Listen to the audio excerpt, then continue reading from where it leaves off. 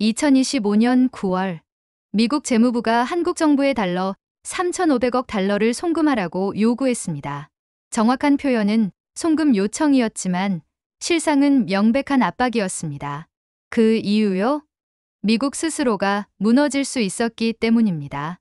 그날 이후 월가의 국채 시장에서는 단 3일 만에 10년물 금리가 45%나 치솟았고 테네시와 조지아주의 전기차 공장이 멈춰섰으며 백악관은 다급하게 한국과의 통화 스와프 협정을 테이블 위에 다시 올리기 시작했습니다.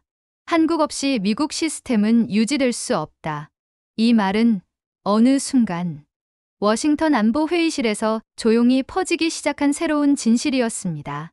대한민국, 한때 작은 동아시아 국가로만 여겨졌던 그 나라는 어떻게 미국의 경제 방화벽이 되었을까요? 그리고 왜 미국은 이제 스와프 체결이라는 카드 없이 한 걸음도 움직일 수 없는 구조가 된 걸까요? 그 답을 지금부터 전 월가 출신 금융분석가 존 리의 이야기를 통해 직접 들려드리겠습니다. 바로 지금 사연을 들어보겠습니다. 잠깐 1초만 투자해서 좋아요, 구독 눌러주세요. 구독과 좋아요는 무료이니깐요. 그날 아침 제 사무실 블라인드 틈 사이로 비치는 뉴욕의 햇살은 평소처럼 따뜻했지만 제 손에 쥐어진 보고서 한 장은 너무 차가웠습니다. CONFIDENTIAL Treasury Department Internal Memo demands Korea remit USD in Treasury holdings for market stabilization. 처음엔 오타인 줄 알았습니다.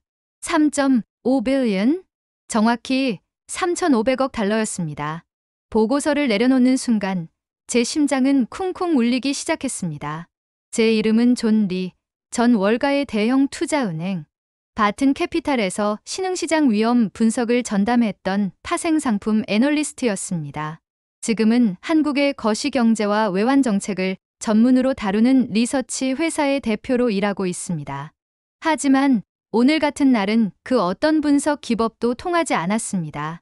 미국이 한국에게 3,500억을 송금하라고 압박한 이 상황은 과거 외환위기나 스와프 논의 같은 협의 수준을 완전히 벗어난 거의 반강제적인 요구였기 때문이었습니다. 지금 이게 무슨 상황이야?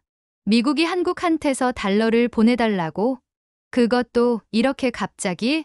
제 옆자리 동료였던 에릭도 말을 잇지 못했습니다. 존, 이건 거의 무력 시위 아니야? 에릭은 미국 재무부 내부회의에 참가했던 컨설턴트였고 이번 요구가 시장 안정을 위한 전략적 리퀘스트라는 명분 하에 미국 국채 시장에 충격이 오기 전에 한국이 자발적으로 보유, 채권을 매도해 달러를 송금하라는 내용이라고 전했습니다. 그런데 자발적이라니요? 이건 거의 명령이었습니다. 한국은 미국 국채를 1,100억 달러 이상 보유하고 있고 그중 절반가량이 유동성 확보 목적으로 지정되어 있습니다. 하지만 3,500억 달러라니요? 그건 단순한 외환 보유액 수준을 넘어서는 국가금융주권을 송두리째 흔드는 요구였습니다. 저는 즉시 한국에 있는 친구 정우에게 메시지를 보냈습니다. 정우는 한국기획재정부에서 외환시장과 국제금융을 총괄하는 국장급 공무원이었습니다. 정우, 이거 진짜야? 미국이 3,500억을 요구한 거? 잠시 후 정우에게서 전화가 왔습니다. 목소리는 평소와 달리 상당히 차분했지만 그 차분함 속에 숨은 무게가 느껴졌습니다. 존, 맞아. 공식 요청은 아니지만 그에 준하는 수준의 압박이 있었어. 스와프가 거절되자마자 바로 이 얘기가 나왔거든. 미 재무부는 우리가 보유한 국채 일부를 처분해서 달러를 바로 송금해주면 좋겠다고 했지. 이건 협의가 아니잖아. 거의 방어선 붕괴 수준 아냐? 정확히 말하자면 이건 방화벽을 허무는 요구야. 미국은 지금 자신들이 만든 불길을 우리 보고 막으라는 거야. 그 순간 머릿속에서 무언가 철렁 내려앉았습니다. 저는 통화 버튼을 끊고 제 책상에 쌓여있던 보고서 뭉치를 들춰보기 시작했습니다. 2008년 글로벌 금융위기 당시, 2020년 팬데믹 초기, 한국은 미국의 요청에 따라 미 국채를 팔지 않고 달러 스와프를 통해 충격을 흡수하는 역할을 해왔습니다. 그건 단순한 경제 협력이 아니라 한국이 미국 금융시장 최전방에서 달러 방화벽을 지켜온 기록이었습니다. 그런데 지금 미국은 그 방화벽을 스스로 허물고 있는 셈이었습니다. 왜 스와프는 거절하면서 송금은 요구하는 거지? 저는 혼잣말처럼 말했지만 그 말이 제 마음속을 깊이 파고들었습니다. 이건 절대 그냥 넘길 수 없는 일이었습니다. 제가 이 이야기를 하게 된 건 단순히 한국이라는 나라를 좋아해서도 과거 애널리스트로서 자부심을 느껴서도 아닙니다. 그건 바로 이제 미국이 한국과의 관계에서 더 이상 우위에 있는 것처럼 행동할 수 없다는 현실을 인정해야 할 시점이기 때문입니다. 한국은 단순한 동맹이 아닙니다. 이제는 미국 국채 시장과 제조 공급망, 그리고 달러 패권의 유지 여부까지 직결되는 핵심 파트너입니다. 그렇기에 저는 오늘부터 왜 미국이 한국과 통화 스와프를 반드시 체결해야만 하는지 그 이유들을 하나하나 이야기해 보려고 합니다. 그건 단지 한국을 위한 이야기가 아니라 미국 자신을 위한 이야기이기도 하니까요. 저는 한국이라는 나라를 처음 방문한 게 2015년이었습니다. 그때만 해도 솔직히 말해 한국은 제게 그렇게 특별한 나라가 아니었습니다. 중국과 일본 사이에 있는 IT 강국 정도의 인식이었죠. 당시 저는 바튼 캐피탈 소속으로 아시아 시장을 담당하고 있었고 지사에서 열린 금융 세미나에 참석차 서울 출장을 오게 됐습니다. 솔직히 말해서 출장 전에는 큰 기대도 없었습니다. 아시아는 일본이지. 그게 제 선배들이 늘 입버릇처럼 하던 말이었거든요. 그런데 인천공항에 도착하자마자 느낌이 달랐습니다. 공항은 놀랍도록 깔끔했고 입국 심사는 빠르고 체계적이었습니다. 대기줄은 거의 없었고 WLCOM이 TOKUREA라는 문구가 화면에 흐르던 순간 왠지 모를 환영을 받는 느낌이 들었습니다. 이거 좀 다른데? 그날 밤 저는 강남 근처의 호텔에 도착해 짐을 풀었습니다. 그리고 몇 시간 뒤 한국 측 파트너사와의 저녁 미팅이 예정되어 있었죠. 삼성증권의 최 팀장, LG에너지의 박 실장, 그리고 기재부 외자운용팀에서 나온 정우 바로 지금도 연락을 이어가는 그 친구였죠. 그날 식사는 제 인생에서 잊지 못할 첫 번째 문화 충격이었습니다. 상다리 휘어지게 나오는 반찬들, 서로를 챙겨주는 문화, 술잔을 돌릴 때마다 예의를 지키는 모습들.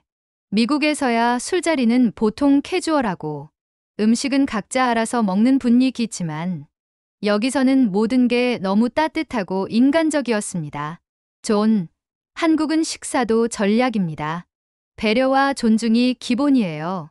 정우가 웃으며 말했을 때 저는 한국이 단순한 경제 숫자 이상이라는 걸 처음으로 느꼈습니다. 그리고 이 감정은 다음 날 더 확실해졌습니다. 서울 여의도에서 열린 세미나에서 한국 정부는 미국 달러 유동성에 대한 놀라운 데이터를 발표했습니다. 한국은 전체 수출의 85% 이상을 달러로 결제하고 있으며 해외 원자재 수입, 군수물자 조달, 해외 투자까지 전부 달러에 의존하고 있었습니다. 그런데도 달러 보유고가 안정적이고 IMF 이후 거의 모든 외환 거래를 투명하게 관리하고 있었던 겁니다.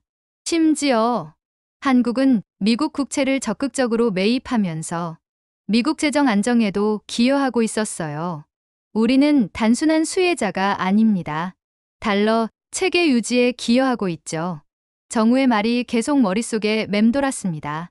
그렇습니다. 그때부터 저는 깨닫기 시작했습니다. 한국은 미국의 작은 아시아 파트너가 아니라 미국 시스템을 지탱하는 핵심 기둥 중 하나였다는 사실을요. 그 후로 몇 차례 더 한국을 방문하면서 제가 느낀 인상은 더욱 강해졌습니다. KTX를 타고 부산에 내려가 본 적도 있었고 지방의 중소기업들이 얼마나 정밀하게 세계 시장에 대응하는지도 봤습니다. 삼성전자 화성공장에서 반도체 공정을 직접 투어했을 때 저는 거의 감탄을 금치 못했습니다. 이게 진짜 한국이야? 이게 미국이 의존하는 나라였다고? 그 모든 경험이 쌓이며 제 시각은 완전히 달라졌습니다. 그리고 지금 미국이 한국에게 3,500억 달러 송금을 요구하는 이 상황을 바라보며 저는 말 그대로 분노를 느꼈습니다.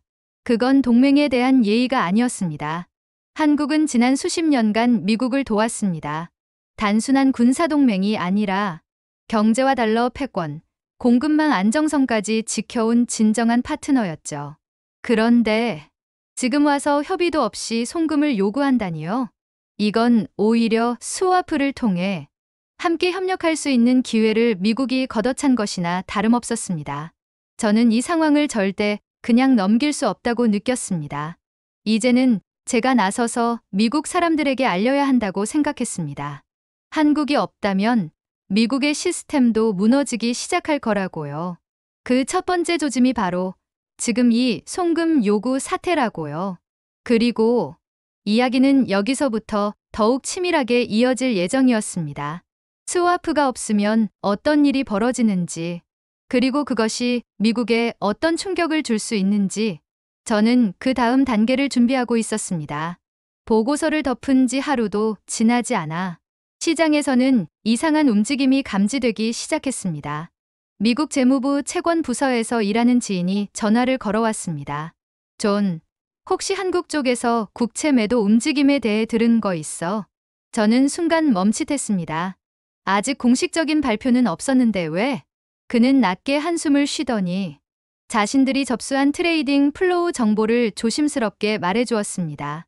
한국계 기관 계좌에서 미 국채 일부를 담보로 설정한 대출 리밸런싱이 포착됐어. 단순한 트레이딩일 수도 있지만 규모가 크다. 그제서야 저는 상황이 점점 실행 단계에 들어서고 있다는 신호라는 걸 직감했습니다.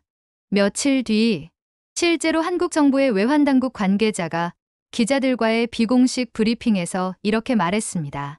필요할 경우 보유 중인 미국 국채 자산 일부를 유동화할 수 있습니다. 시장 안정이 우선입니다. 순식간에 금융시장 전체가 요동치기 시작했습니다. 미국 국채 10년물 금리는 3일 만에 47일 상승했고 장기물 커브가 꺾이며 리스크 시그널이 퍼졌습니다.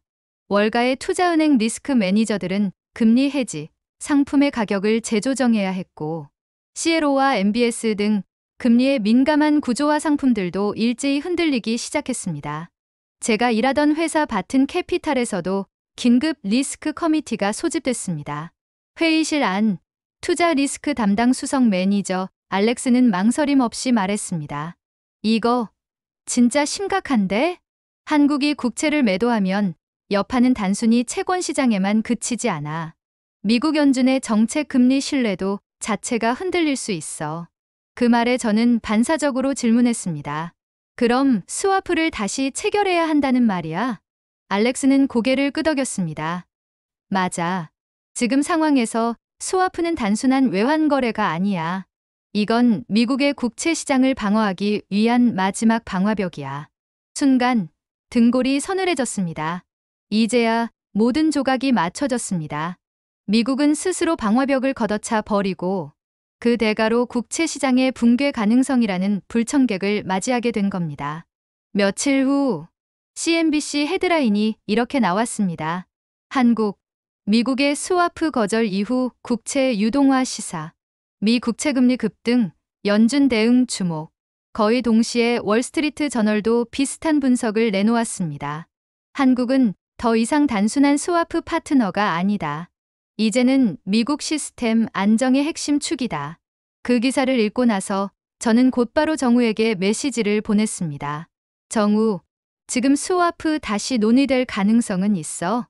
정우는 30초 만에 전화로 답했습니다. 지금 미국이 우리한테 뭘 요구할 입장은 아니야. 달러가 급해진 건 미국 쪽이지. 우린 이미 다른 라인도 검토 중이야. 유로, 위안화 스왑도 현실적으로 테이블 위에 올랐어. 그 말을 들은 순간 제 머릿속에 경고음이 울렸습니다. 이러다간 진짜 달러 패권에 금 가는 소리 들리겠다. 미국이 과거처럼 절대 강자일 거라 믿고 있던 제 사고방식 자체가 지금 무너지고 있다는 걸 느꼈습니다. 그리고 이 위기는 단지 채권 시장만의 문제가 아니었습니다. 월가 전체가 위험에 노출되어 있다는 신호탄이었죠. 그날 밤 저는 아예 자료 하나를 만들어 회사 고위진들에게 보고서를 올렸습니다. 제목은 이랬습니다. Internal Briefing. 달러 방화벽 붕괴 임박. 한국과의 스와프 복원이 유일한 옵션. 보고서 말미에 저는 이렇게 썼습니다. 우리는 오랫동안 동맹이라는 단어의 의미를 잊고 있었다. 그러나 지금 한국이라는 파트너 없이는 미국 금융 시스템의 기반조차 흔들릴 수 있다. 우리는 지금 그 경계선 위에 서 있다. 금융시장의 긴장감이 극에 달하던 어느 날 아침, 저는 뜻밖의 전화를 받았습니다. 전화의 주인공은 바튼 캐피탈 시절 함께 일해했던 벤처 인프라팀의 애니였습니다. 존, 혹시 한국 쪽 배터리 공급망 문제가 뭔지 알아? 그녀의 말에 저는 순간 귀를 의심했습니다. 무슨 말이야? 한국 배터리 업체가 무슨 문제라도 생긴 거야? 애니는 깊은 숨을 들이쉬고는 말했습니다. 미국 내 전기차 공장, 특히 테넷이랑 조지아주 쪽, LG와 SK가 공급하던 배터리 모듈 납품 일정이 지연됐어. 공식 사유는 국제결제 시스템 혼선이래. 저는 거의 반사적으로 노트북을 열고 전날 체크하지 못했던 산업 동향 리포트를 검색했습니다. 그리고 그곳에서 아주 작은, 하지만 결정적인 문장을 발견했습니다. 글로벌 결제망 차질로 인해 일부 원자재 수입 지연 발생. 평범한 문장처럼 보였지만 제가 보기엔 그건 달러 결제 시스템에 균열이 생겼다는 신호였습니다. 정확히 말하면 한국 기업들이 해외 원재료를 들여올 때 필요한 달러를 스와프 없이 조달하기 어려워졌다는 뜻이었습니다. 그날 오후 저는 한국에 있는 정우에게 긴급 영상 통화를 요청했습니다. 정우의 얼굴은 예상보다 더 피곤해 보였습니다. 존, 우린 지금 거의 24시간 비상 대응 중이야. 기업들이 달러 스프레드가 너무 벌어져서 현물 조달을 못하고 있어. 중소기업은 아예 포기하고 있고 대기업조차 결제를 나눠서 분할 송금하고 있어. 그럼 미국 공장 쪽 납품도? 정우는 고개를 끄덕였습니다. 이미 시작됐어. SK온, LG에너지, 삼성 SDI 전부 미국 현지 공장에 부품 공급이 밀리고 있어. 납품 지연은 다음 달 고용지표에도 영향 줄 거야. 정우의 말이 끝나기도 전에 제 머릿속에서는 하나의 시나리오가 떠올랐습니다. 미국이 공급망 리스크를 줄이기 위해 자국 내 공장을 유치했고 그 기반은 모두 한국의 달러 결제력과 글로벌 유통 네트워크였습니다. 그런데 지금 스와프 거절로 인해 그 결제 시스템이 멈춰서자 공장이 멈추기 시작한 것이었습니다. 바로 그날 밤 포드와 GM의 주가가 동반 하락했습니다. 언론에서는 단순한 공급망 불안 정도로 보도했지만 진짜 원인을 알고 있는 사람들, 특히 월가의 투자자들 사이에서는 달러 유동성 문제가 드디어 제조 현장까지 번졌다는 얘기가 돌고 있었습니다. 며칠 뒤 미 상무부 장관이 긴급 기자회견을 열었습니다. 우리는 공급망의 회복력을 강화하기 위해 다각적인 외환 협력을 검토하고 있습니다. 한국은 우리에게 매우 중요한 파트너입니다. 단어 하나하나가 조심스러웠지만 외환 협력이라는 표현은 사실상 통화 스와프 재협상을 시사하는 발언이었습니다. 그리고 저는 그 순간 확신했습니다. 한국은 단순한 제조 파트너가 아니라 미국 산업의 심장 박동을 책임지는 엔진이라는 것을요. 그동안 우리는 Made in Korea를 그냥 브랜드로만 여겼지만 이제는 그들이 멈추면 우리가 멈춘다는 사실을 알게 된 것입니다. 그리고 그 모든 시스템의 근간은 달러라는 공용결제 시스템에 대한 신뢰와 접근권이었고 그 신뢰의 기반은 바로 스와프 체결 여부였던 겁니다. 정우는 영상통화를 마무리하며 마지막으로 이렇게 말했습니다. 존, 한국은 지금도 미국을 위해 움직이고 있어. 그런데 우리가 스스로도 방어 못하는 구조라면 이 시스템은 결국 너희에게도 무너질 거야. 저는 묵묵히 고개를 끄덕일 수밖에 없었습니다. 그 순간 저는 더는 이 일을 한국 문제로만 볼 수 없게 되었습니다. 이건 우리의 문제였고 우리의 생존이 걸린 구조적 리스크였습니다. 지금 돌아보면 그날 아침은 평소와 다를 바 없는 맨해튼의 시작처럼 보였지만 제게는 모든 게 달라진 날이었습니다. 워싱턴 DC에 있는 싱크탱크 소속의 지인 로렌스 밀러로부터 한 통의 메일이 도착했기 때문입니다. 제목은 짧았습니다. Can you help? 로렌스는 오바마 행정부 시절 NSC 국가안보회의 경제안보 파트에서 일했고 지금은 백악관 외교정책 자문단에서 비공식적으로 활동 중이었습니다. 그는 이렇게 적었습니다. 존, 지금 내부적으로 한국과의 스와프 재개 여부가 논의 테이블에 다시 오르고 있어. 하지만 재무부는 여전히 필요 없다는 입장이고 국방부와 상무부는 반대로 즉시 체결해야 한다고 주장해. 문제는 확신이 없다는 거야. 내가 정리한 그 보고서 지금 꼭 필요해. 그 순간 저는 긴장이 온몸을 휘감았습니다. 이건 단순한 의견 개진이 아니었습니다. 제 분석이 실제 정책 결정에 영향을 줄 수도 있는 상황이 된 겁니다. 바튼 캐피탈을 나와 한국 경제를 분석하는 리서치 회사를 운영하면서 이렇게까지 깊숙이 정책의 한복판에 들어선 건 처음이었어요. 바로 그날 저는 미국이 한국과 스와프를 거절할 수 없는 5가지 이유라는 제목으로 전략 보고서를 쓰기 시작했습니다. 보고서에는 지금까지 제 눈앞에서 벌어졌던 모든 일들이 담겼습니다. 스와프 없이 국채 시장이 흔들렸고 월가가 금리의 패닉 상태로 돌입했고 미국 내 전기차 반도체 공급망이 차단됐으며 미군의 군수 조달망에도 심각한 문제가 예고됐고 마지막으로 한국이 위안화 유로화 결제 라인을 확대하면 달러 패권 자체가 위협받는다는 점까지 한 문장의 절박함이 묻어났습니다. 한국과의 스와프는 미국이 보유한 가장 저렴하고도 확실한 지정학적 보험입니다. 비용은 거의 없지만 거부할 경우의 대가는 천문학적입니다. 저는 이 문장을 보고서의 결론으로 넣었습니다. 보고서를 완성하고 로렌스에게 보낼 준비를 마친 그때 저는 망설였습니다.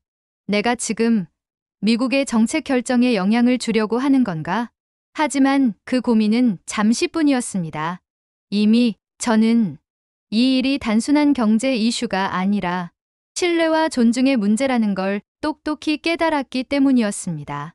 이건 한국이 아니라 미국 스스로를 지키기 위한 선택이었습니다. 그날 오후 로렌스로부터 받은 답장은 단 3줄이었습니다. 읽었다. 완벽하다. 이건 바로 회의 테이블에 올릴게. 그리고 불과 이틀 뒤 미국 상무부 차관보가 한 컨퍼런스 콜에서 이렇게 말했습니다. 우리는 글로벌 파트너들과의 외환 협력을 통해 시스템 전반의 안정을 고려하고 있습니다. 특히 한국은 공급망과 금융시장에서 핵심적 동반자입니다. 거기엔 스와프라는 단어가 직접 나오진 않았지만 그 단어는 이미 회의실 바깥에서 움직이기 시작한 것이었습니다. 정우에게 그 사실을 전하자 그는 짧게 웃으며 말했습니다. 존, 이건 단지 외환 협정이 아니야. 이건 동맹의 리셋이야. 그 말이 제 가슴을 세게 울렸습니다. 지금껏 당연하다고 여겼던 미국 우위의 글로벌 질서가 이렇게 한국과의 신뢰에 달려 있었다는 걸 미국은 이제야 깨닫고 있었던 겁니다. 저는 그날 밤 워싱턴 D.C.로 가는 비행기 티켓을 끊었습니다. 이번엔 내 목소리로 직접 말해야겠다고 결심했으니까요. 워싱턴 D.C.는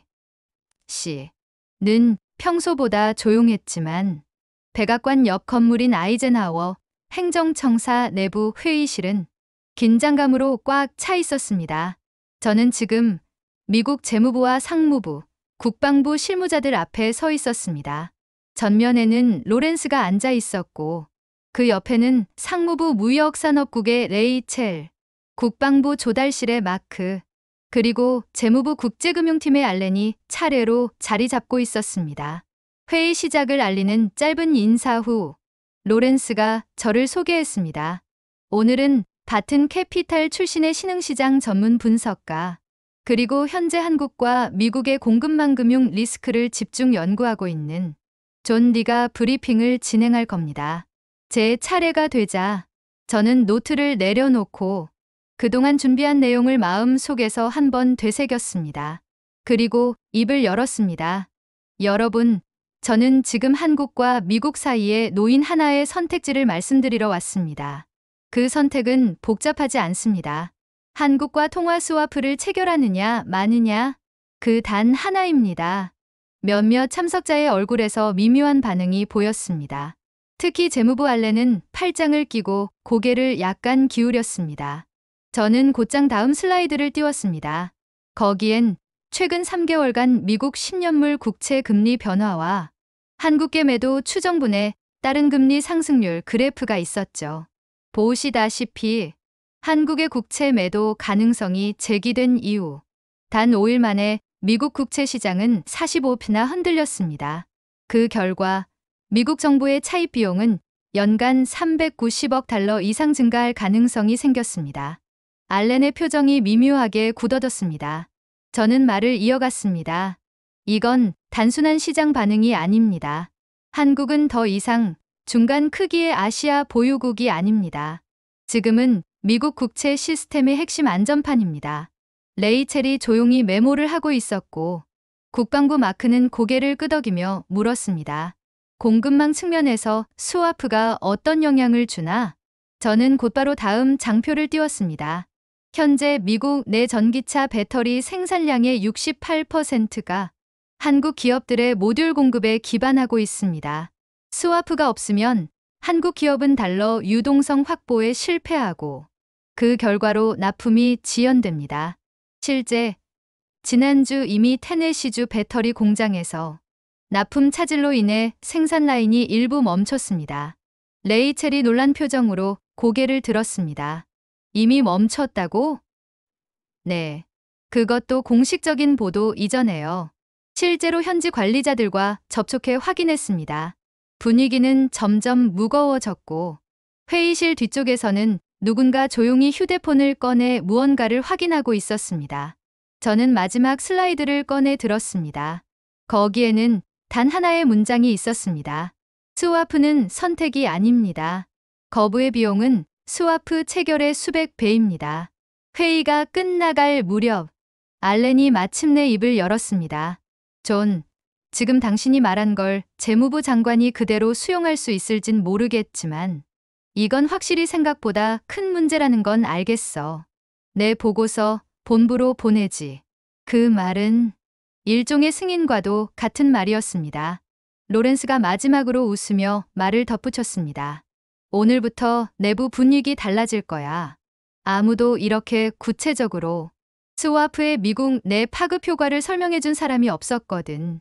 회의가 끝나고 나오는 길, 백악관 인근 거리에 바람이 불어왔습니다. 저는 그 바람 속에서 처음 한국에 도착했을 때 공항에서 느꼈던 그 낯선 설렘을 떠올렸습니다. 그리고 속으로 이렇게 말했습니다. 이제 미국이 그 설렘에 다시 응답할 차례야. 워싱턴에서 돌아온 지 일주일쯤 지났을 때였습니다. 그날 아침 뉴욕타임스 웹사이트의 가장 상단에는 굵은 글씨로 이렇게 쓰여 있었습니다. Breaking News. U.S. South Korea sign emergency currency swap deal worth $60 billion. 그 순간 저는 손에 쥐고 있던 커피잔을 그대로 내려놓았습니다. 온몸에 전기가 흐르는 듯한 전율이 올라왔습니다. 이건 단순한 숫자가 아니었습니다. 그건 제가 손으로 하나하나 써내려간 논리들이, 현장의 목소리들이, 정화 나눴던 밤샘 대화들이 이제 공식적인 정책으로 현실화된 순간이었습니다. 회사 내부의 투자 전략 회의에서도 그 뉴스는 단연 화제의 중심이었습니다. 리스크 관리 책임자인 알렉스가 고개를 끄덕이며 말했습니다. 존, 내가 맞았어. 스와프는 한국을 위한 것도 맞지만 그보다 훨씬 큰 그림이었어. 이건 우리 모두를 위한 방어선이었지. 회의실 안에 흐르던 긴장감이 어느새 존경심으로 바뀌어가는 걸 느낄 수 있었습니다. 점심시간 무렵 정우에게서 영상통화가 걸려왔습니다. 그의 얼굴은 피곤했지만 왠지 모를 뿌듯함이 느껴졌습니다. 봤어, 존? 우리가 해냈어. 저는 말없이 웃으며 고개를 끄덕였습니다. 어떻게 그렇게 빨리 성사됐는지 궁금하지? 정우는 커피 한 모금을 마시고 말을 이었습니다. 사실 백악관 회의에서 너 보고서가 배포된 직후 국방부 쪽에서 먼저 움직였어.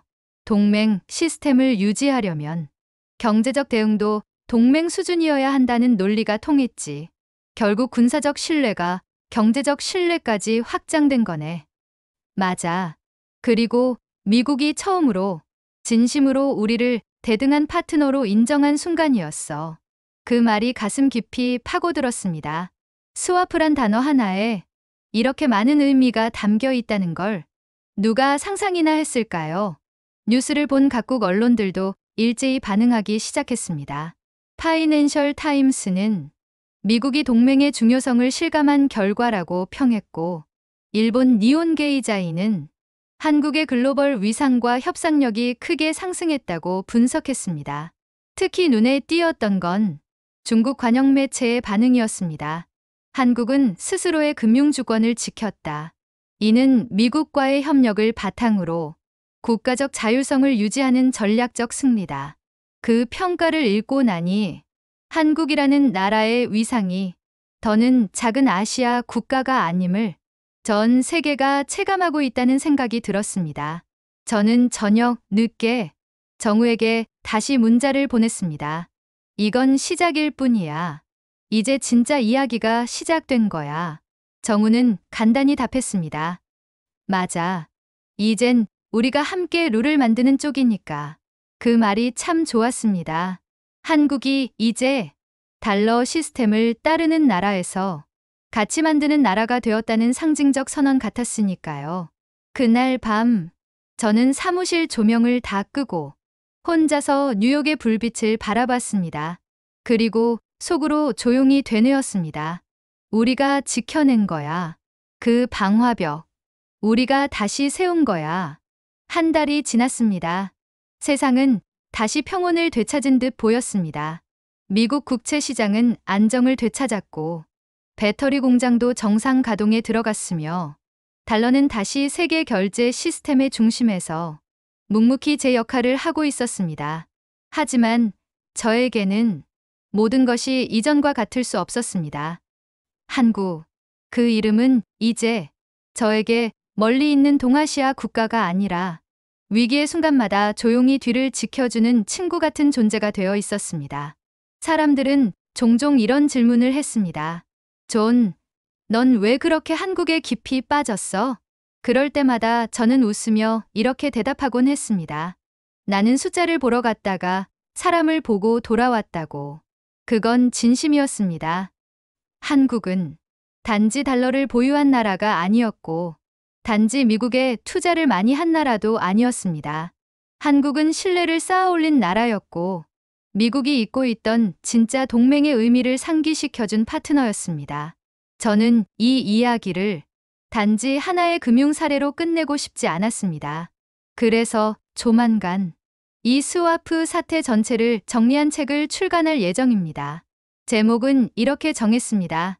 달러 방화벽, 우리가 잊고 있던 동맹의 이름, 한국. 책의 서문에는 제가 가장 좋아하는 한국 속담을 넣었습니다. 멀리 있는 물은 불 끄지 못한다. 맞습니다.